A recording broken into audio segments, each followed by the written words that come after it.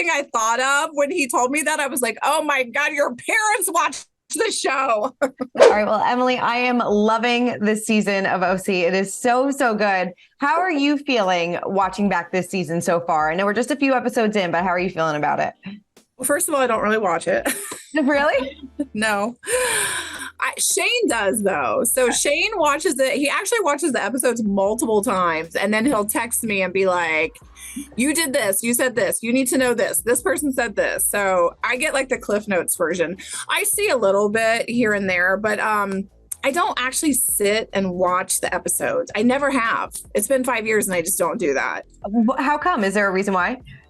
Yeah, I really have a hard time watching myself, and like my voice annoys me and everything about me annoys me. So I feel like for me to just kind of stay sane, I just kind of don't really watch it. But I mean, I see so much because I'm on Instagram. So it's like, you scroll through and it's, there's this scene and that scene. And so I feel like piece by piece, I end up seeing the whole thing anyway. Yeah. I just don't actually sit and watch it. Right. So based on what you've seen on Instagram, what Shane has told you, what has kind of surprised you the most so far about maybe what people have said or how things kind of developed? Well, I don't know if I would be surprised, but I do see a lot of positive, like constantly I'm getting tagged in things where people are like, I love OC, OC is back, OC is great.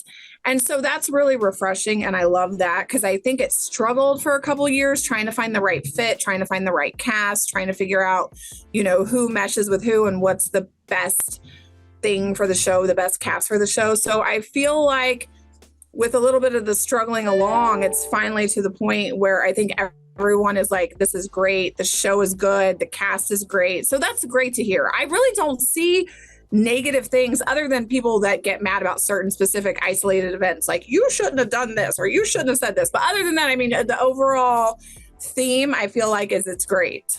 It really is. I feel like you're so right. Like OC is back and, it did struggle for a couple seasons. Why do you think that this season works so well? Do you think it is because Tamara's back or do you think everybody just gels really well together? Well, I mean, I think it's great that Tamara's back, but I think you have to give credit to everyone else on the cast as well, where I think all of us have a history with each other.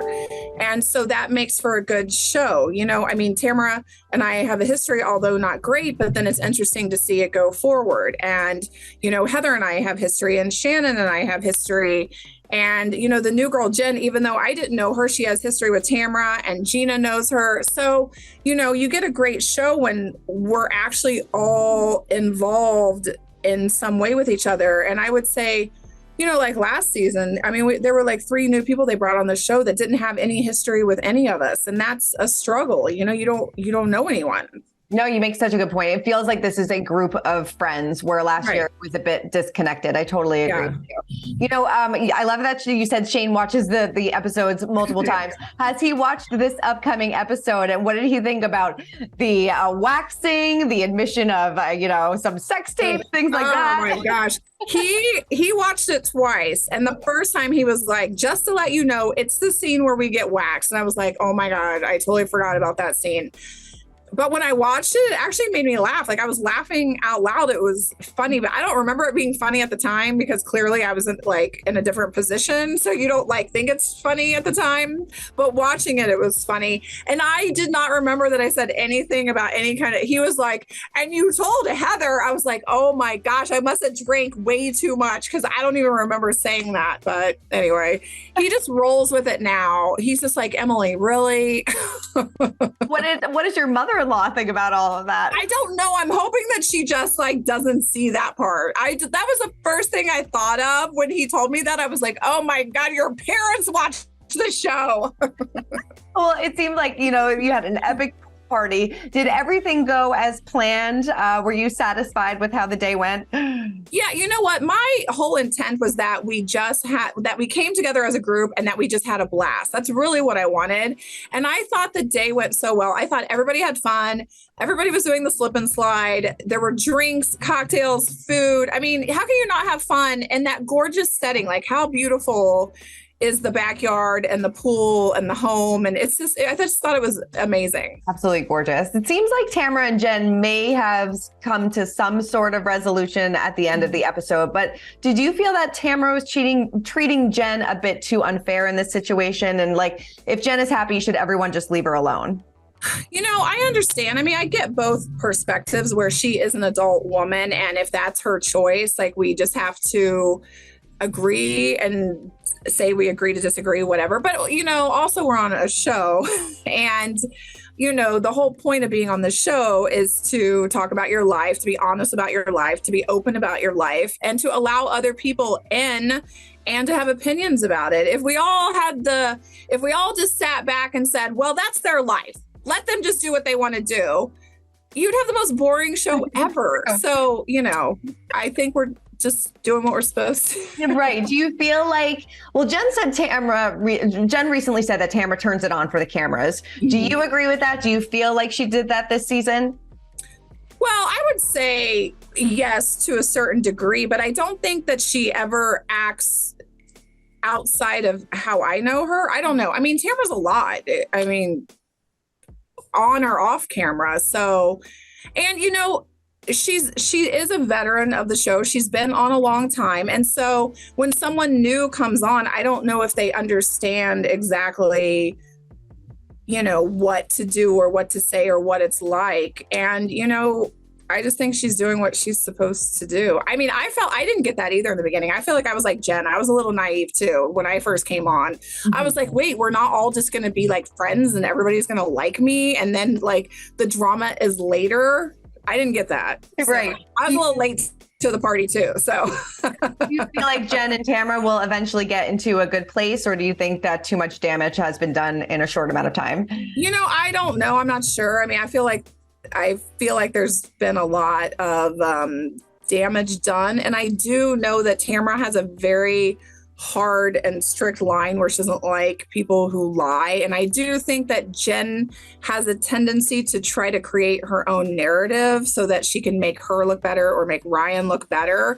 And, you know, that's a difficult thing to navigate when you're on a reality show. So that's why I think the best thing about when you're on a show like that is that you just be honest and upfront instead of trying to control the narrative. It never works out. No, it kind of did. So did things kind of blow up in Jenn's face later on the season then? I would say, yeah, that it doesn't really end. There's more to come. Yes. In your opinion, is Ryan a walking red flag?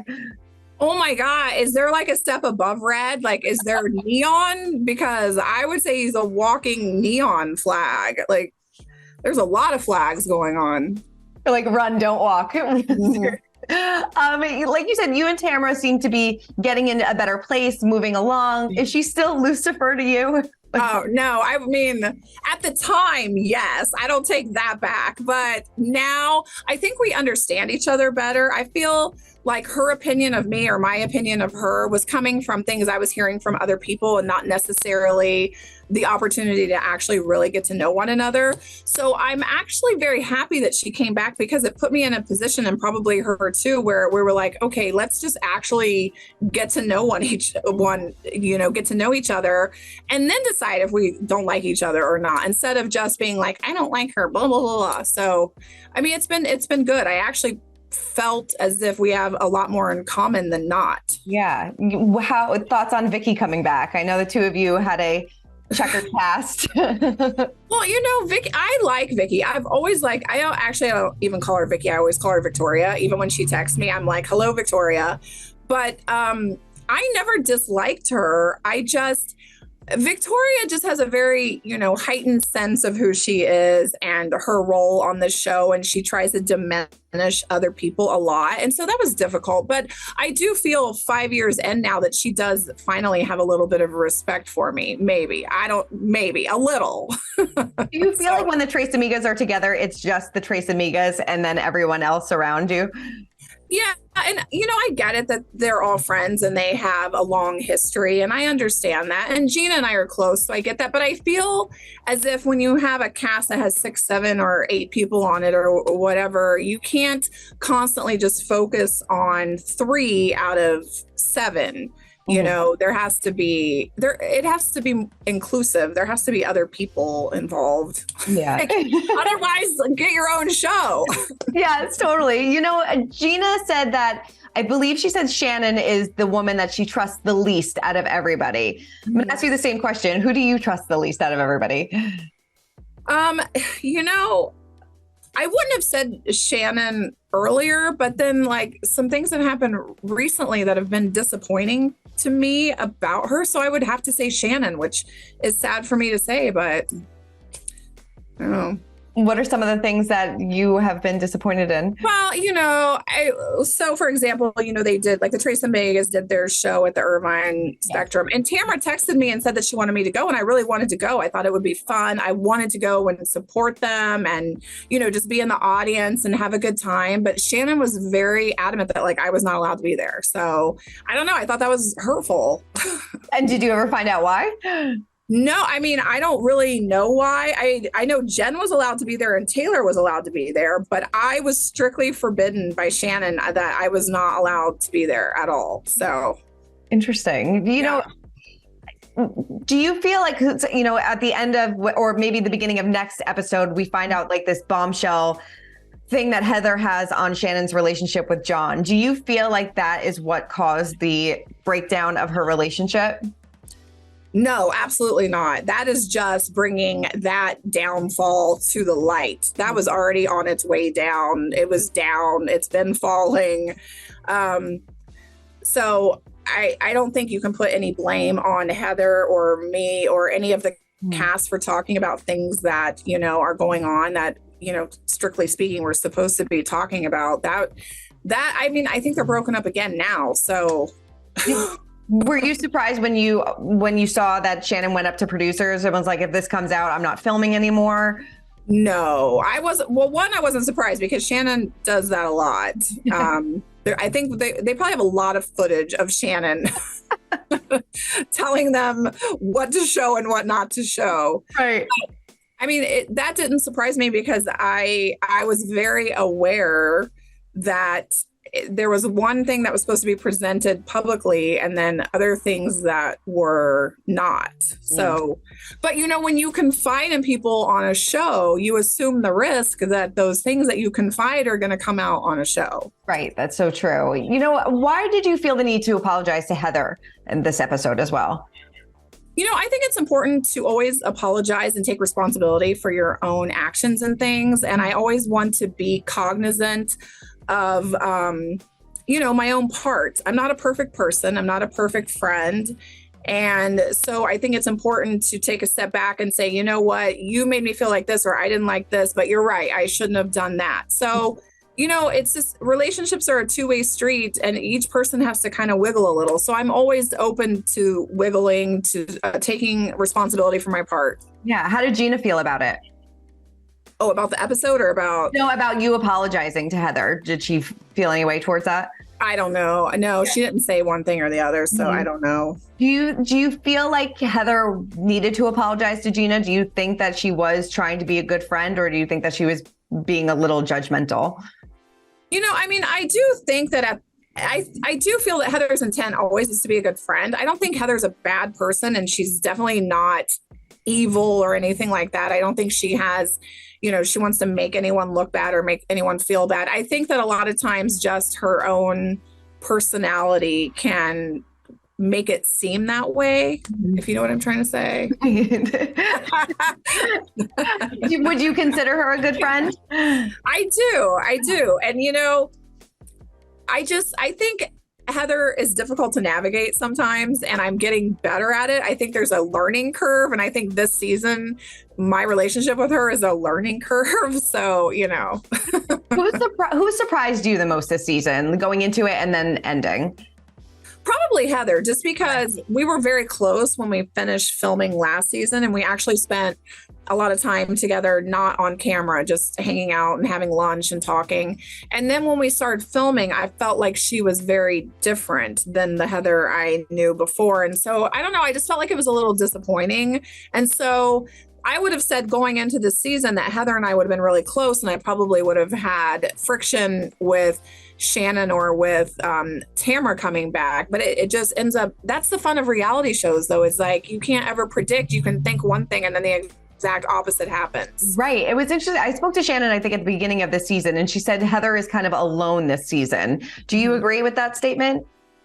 I do. I think Heather ends up isolated and kind of on her own island, her own private island that she bought. But I think that a lot of it is by her own doing. And she would probably disagree with me, and that's fine. We'll disagree at the reunion. But I do think that she does a lot of things that isolates herself from everyone else. Mm-hmm. Yeah. So she almost kind of put a wall up this season. Well, I don't even know if it's a wall. I just think that she just does things that end up making her isolated, and then she's like, I don't feel like I'm part of the group, and I'm like, well, then maybe you shouldn't fly on a private jet alone somewhere. Like, I don't know, like we all travel together.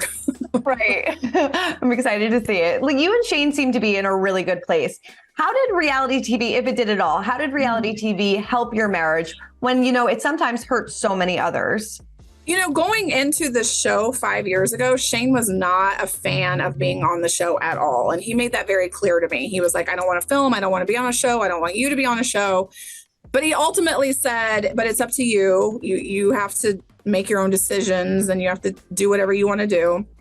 And I would say he was very careful about what he said, even though he came across as a big dick. But besides that, I think he just wasn't comfortable, and because he thought it was going to be detrimental to our marriage and to our children. And here we are 5 years later, and I feel like our relationship has done nothing but get better. And so I think he's embraced that and realized that you can just have fun with it and be yourself, and that I think people are more open to understanding our relationship and our marriage. When before, people were very judgmental. They didn't know him. They didn't know me. So they were like, you should get divorced. He's horrible. And now they're like, Shane's so funny. Do your kids absolutely love it? They do. It was much easier, though, when we first started filming, because my boys, I think, were 3 and Annabelle was 5. So they clearly had like no clue what was going on. So they would just kind of run around. Now they are very aware that we are on TV. And so they act like ding dongs sometimes, and it drives me nuts. I love that. That's so funny. You know, there was a big housewives split recently, Kyle and Mauricio. I mean, I'm not sure if you have any interactions with her at all, but were you surprised by that? Oh, I was. When I saw that, when I was like flipping through social media, I mean, that's one of those marriages that I feel like is like a Shane and Emily, where like people wouldn't expect that at all. You know what I mean? I mean, Shane and I have been married 15 years. That's a very long-term marriage. So, and I don't know how long Kyle and Mauricio had been together. They had like 25 or something, maybe 27 years, I think. Yeah. I mean, that's crazy. You don't see that one coming. That's one of those stable couples that you just always think are going to be together. So I was blown away by that. Yeah, definitely. Hopefully they get back together. I'm rooting for them. Yeah. You look absolutely fantastic, better than ever. You look so good. I know so many people have been responding and, you know, singing your praises. I mean, what kind of kick-started this weight loss journey for you and this health journey for you?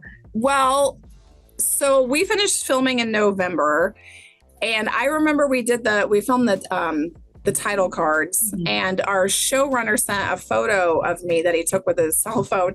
And honestly, I didn't even recognize myself. I was like, who is that? And then I was like, oh, that's me. So I really neglected myself those 4 months that we were filming. I ate too much, drank too much, didn't go to the gym, didn't work out. And I felt really down, really depressed, really dark when we finished filming. And I went to the doctor. I had a full blood panel and everything. And then the doctor suggested, I don't know if it was Ozempic, it was a semaglutide. I don't know what it was. I didn't even know, at that time, I didn't even know what Ozempic was, honestly. The doctor was just like, oh, there's this new weight loss drug and it's just been FDA approved and it's great. I think it would really help you lose some weight and you'll feel better and you'll be able to, like, you know, get working out again and feeling more like yourself. And I was like, okay, sounds great. Anyway, I did that in December. It was great for my diet. It really just kick-started me into eating better and eating healthier, because it makes you feel like crap because nothing tastes good. So it worked really great. And I also had liposuction on my arms in January. And that was a game changer for me. I will never apologize for that or feel bad about that, because I have always been one of those females that carries a lot of weight in my upper body. I don't know why. My sister doesn't, my mom doesn't, I do. In my arms, my chest, and you know, when you're filming, you film from here up 90% of the time. So I always felt like I looked bigger than I actually am. So when I healed from that, I was just like, oh my gosh, there's my arms. There's all that muscle I've been building all these years that I've been working out. And I was so excited. I actually bought all these blazers and tried them on. And I would like go out in the living room and be like, look, Shane, it fits. Look, my arm goes. And I was so happy. And I just wanted to keep it that way. I didn't want to gain weight back. I didn't want to gain weight in my arms. So I started just eating really super healthy, eating a lot of protein. I cut out a lot of things, and I go to the gym 7 days a week and I work out like I'm training for a fitness competition. And so that's kind of the whole story. The thing that bothers me the most is that when people comment on the way that I look, they constantly say Ozempic. And it's like, yes, I did use that 9 months ago, or however many months ago it was, 7-8 months ago or whatever. But I don't like that it discounts all the hard work I put in. I mean, I don't care if you can say that all you want, but at least give me credit for 7 days a week, getting up at 6 a.m. every morning and busting my butt in the gym every single day. Yeah, no, I mean, you look fantastic. And that is a lot of hard work. It really is. I mean, did you feel, like you said, kind of everything like tasted like crap when you were on it? Did you go off it because of the negative reactions that your body was feeling towards it? Well, it was difficult for me to be on it. And I also didn't want to be on it long. My trainer, I told her I was going to take it. And she was like, I think it's great. You should take it. But she said, don't be on it long. Just do it as sparingly as you can, just to kind of get a jump start. Because, you know, if you lose 5 pounds, you feel very motivated. And so for me, it was very motivating when I started to notice that I was eating better and I'd lost a little weight, and then the liposuction was helpful.